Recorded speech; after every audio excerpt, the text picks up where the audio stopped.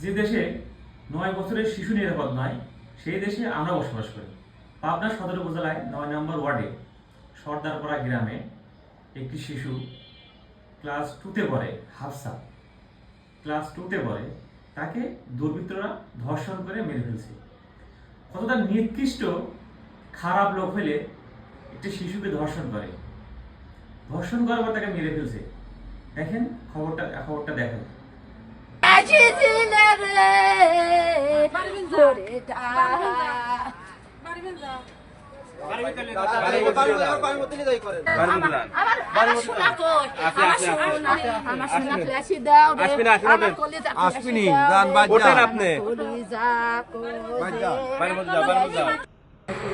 আহারে কি একটা দুঃখ। পাখিতে জড়ানো ছিল না, আম বাগান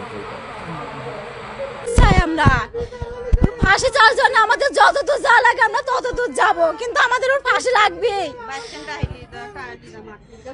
আমাদের বাড়ির সামনে থেকে নিয়ে গেছে, বাড়ির সামনে থেকে টাইনি নিয়ে যায়, ওইখানে নিয়ে যায় মারেছে, এত নির্যাতন করে মারেছে, কত কষ্ট অনেক আজাব দিয়ে মারছে ও।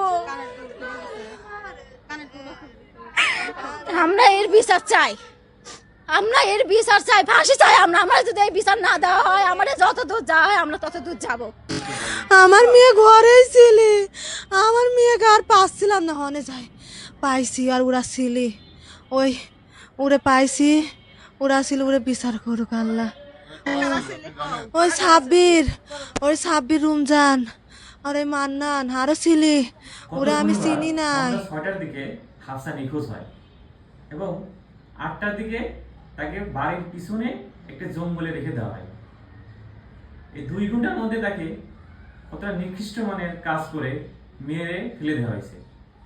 এবং পুলিশ কিন্তু 2টা লোককে ধরছে, এক রমজান 28 বছর বয়স, সাব্বির 25 বছর বয়স। আমরা চাই হাফসার সাথে যে খারাপ কাজটা হয়েছে এবং যারা করেছে, এর সাথে যারা জড়িত, তাদেরকে সর্বোচ্চ শাস্তি দিতে।